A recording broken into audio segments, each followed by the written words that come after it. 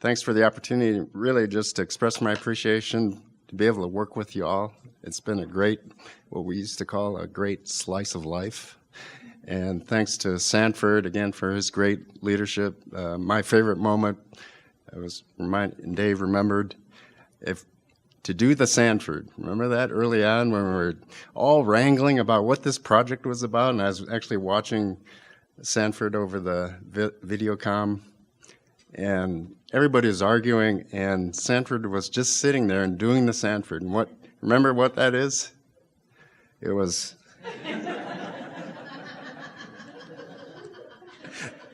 But thanks for your leadership. Yeah. Anyway, so this is our team, and it has expanded. The top list in white was the original team. Dave decided, well, we should really list everybody that's been involved with this whole objective of cropping system strategies for trying to develop different mitigation and adaptation schemes. And so he added the SEF collaborators, and then I decided, well, we better add all the oilseed collaborators. And so it got to be a pretty lengthy list. Plus, he said, well, we should list all the interns we've had too, which was a great idea because actually, I know in our own group, we'll probably get 2 papers out of some of the efforts of the interns. So it's all color-coded in there, and you can look at it later, but a lot of people. So just a little bit of reflection about where we've been and where we are now, where we're headed. And for researching this Frontiers paper, I decided to go all the way back to the earliest days of agriculture here on the Palouse. Found some 1890 citations, particularly one that stood out for me was from our own W.J. Spillman, who was most known for being a breeder and economist, but he was also a soils guy, and he wrote a extension bulletin called Renovation of Worn Out Soils. This was in 1906, less than a generation of the start of wheat farming in the area. So, and many of the recommendations he made, we're still working on. And we haven't gotten very far, but we've made some progress. So I just think there's a lot to be learned in the history, and we're going to feature some of that, hopefully, in this paper that we're writing. So thinking about what he was talking about, what's been presented here, the previous speakers, this past century or more has been dealing with soil, air, and water quality. It's always been linked to, what farmers can do and still make a living, stay in business, build their legacy. And so the next generation, I was predicting for farmers that I was talking with just last week, about 300 farmers and agribusiness people, Oilseed Workshop. I said, well, that has formed this bond between university and agribusiness and the farming community over the years.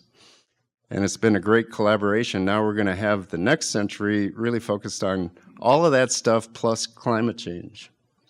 And so the remedies for these problems, plus some of the new soil stressors like soil acidity, it's all going to happen with some of the very old principles, as I mentioned, some of the stuff that Spillman pointed out back in 1906, plus some of the new technologies and genetics.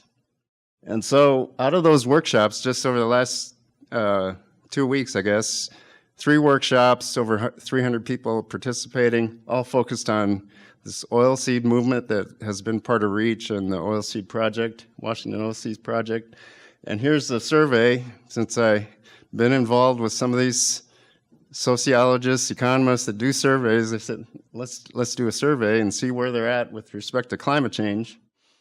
And so here's just the rating or ranking of benefits of canola in rotation. Some of them had been growing it for a while, some of them were just new to it, some of them hadn't even grown it yet, but were thinking about it. So all together, and so you can't probably see the x-axis here, but basically there's 2 categories. The low ranking ones represent the benefits in terms of energy independence, which actually started the whole oilseed cropping systems project at WSU, climate change adaptability, and climate change mitigation. Those were the lowest ranked ones. And all of the the economics, the agronomics were all ranked higher. And I kind of expected that. But I was actually happy that the responses were a little bit more than the lowest rank we gave them. One, I heard that some of them actually, despite that, ranked climate change 0. But yeah, they're starting to realize that this is part of the story that's coming up that will affect them. So what I've designated as climate-friendly BMPs, best management practices, each with adaptation and or mitigation benefits. And these are basically the 4 main types of variables that we started with in terms of managing that residue with less tillage, direct seeding, increasing the quantity and quality of crop residues, improving the nitrogen use efficiency, water use efficiency. I would echo with Brian that not only are they efficient, winter wheat efficient at carbon storage, but also pretty efficient at nitrogen use efficiency as well. So it'll probably surprise you the direction I'm going to take this, which is we're going to move away from, well, not move away, but kind of diversify some of the rotations now in the future with crop diversification, maybe even some intensification, and then keep looking for organic amendments. We're kind of void of or kind of starving for organic amendments here in the REACH growing area, but we believe there's some opportunities there. So in all that, of course, with considering the grower surveys and what we know drives growers' decisions, we have to achieve these win-win goals for both the farmers and for the environment, just as we've always done over the last century or more. So I just thought I'd run through a couple of examples of research integration of some of these variables. So not just looking at one at a time, but incorporating and integrating some of these variables together. So here's an example from Aaron Esser. He's been conducting this, what will turn out to be a long-term cropping system trial at Wilkie with large farm-scale strip trials replicated, looking at different rotations. And here's what he says. He sent this to me just a couple days ago. Continuous cropping in that area of the Davenport region, which I think we consider kind of a transition zone in between the fallow and the continuous cropping. Continuous economic returns lower than the 3 to 4 year rotations that include maybe one fallow within that. And the 4-year has economic returns over the 3-year rotation and has diversified and intensified the cropping system and has less overall fallow. So that's been his conclusion at this point. So that's a pretty good one, intensification and diversification. He's been direct seeding since 1998 on that farm, and he's also been working with Dave on some precision nitrogen management at that farm. So he's got a lot of those variables covered that I mentioned earlier. Okay, here's another one. Stephen Machado's here. I saw him earlier. Where is he? Long-term cropping systems experiments in northeastern Oregon, Pendleton, and Morrow. Just some of the things that they've found since the 1800s, up to 60% of the soil organic matter has been lost in wheat fallow. And one of the quotes that I read in the early history was actually 20% of it, up to 20% of it was actually lost within that first generation. So it happens pretty quickly when you start intensively farming. And of course, manure direct seeding, no burning, and high nitrogen crop residues, biochar, will help to stabilize and improve the organic matter. So that returns us back to some of the organic amendment concepts that we know it has better organic matter quality to build the organic soil organic matter. And then here's a great success story that Bill Schellinger and others have been working on with winter pea establishment and expansion westward, is how I like to portray it, that it's really moving legumes further west where we've had just traditional monocropping of wheat and fallow. And this looks like a great alternative for wheat, winter wheat.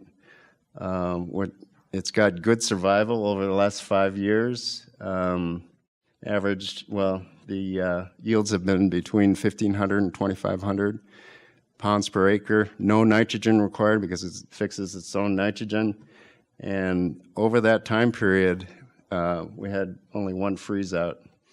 And the acreage has been on the rise quite a bit. I think Ian Burke has those numbers in his head, but it's been pretty impressive how fast the uptake has been on this particular crop.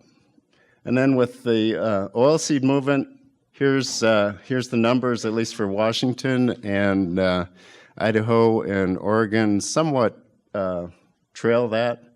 And so we've got increased acreages, increased production over the region, and stabilization of local processing industries has really brought a renewed interest in this particular crop. That signaled to us that, well, we've got to rethink all of our management schemes for all of these various alternative crops, and this is just one example for canola. Long term, we've got to change our thinking about nitrogen management. All 4 R's, actually, the right time, placement, source, and rate are changed with canola. And so we've gotten some good recommendations coming out that will be translated into a canola handbook soon. We've done some nice root work to show that you can't place it like we've always done for wheat. And we've even thought about grazing canola, as other areas of the world have done, and actually pulled off our first experiment up around Ritzville this past summer. And part of that was a result of some REACH brainstorming. I think in year 4 annual review, we had that discussion, and now we've pulled it off. Here's some work out of Dave's, which shows kind of the limitations of existing cropping systems and climate drivers for achieving soil organic matter or soil organic carbon over time. And again, this is with the current cropping system. So I think we still remain hopeful that although we understand that there are certain limitations put on the system by temperature and water, that we might be able to shift the slope of this curve with some of these alternative management schemes. He also, of course, has been doing a lot on nitrogen, site-specific nitrogen management to take advantage of all the new technologies available to farmers, and they're buying the equipment like crazy, and now we're wondering, well, what actually can I do with all that great new equipment? And so they've done a lot of work to classify different areas of the field and to recognize that there are different areas that perform better or worse in terms of nitrogen use and nitrogen uptake. Okay, so future, continue to combine, integrate, and extend the multiple climate-friendly BMPs that farmers can adopt. Here's one example of a farmer that we know up in Okanagan, and he now integrates canola into his wheat fallow rotation. He's got direct seeding, he's precision nitrogen managing, he's applying biosolids. So basically all of those alternative management variables he's integrated into his farm. So he's kind of a an Objective 3 champion, I think. So how has he done that? Well, the adoption of these practices after talking with them, he's been incentivized by the NRCS Conservation Security Program that have given him some credits, benefits, financial benefits to get started, shifting crop insurance policies and farm bill policies have encouraged him to go this different route. So that's the adoption phase, but then how do we sustain it? Well, he's got to eventually realize for himself that these practices will result in these win-win outcomes in short-term economics and environmental benefits. And so future directions, just keep on doing this stuff, and I think we are truly going to change the landscape of the inland Pacific Northwest. And so the first slide was all about wheat. I think we're going to have a very different looking landscape in the next century. And it's all going to be all about whether we can maintain family farm health and their legacies that they want to pass on to their children, as well as address all of these environmental issues. So, same old stuff that we've been talking about. We'll continue to work on that. And here's the animation that I know you've all been expecting from me. So, no more monoculture wheat. All right, that's it. Thank you.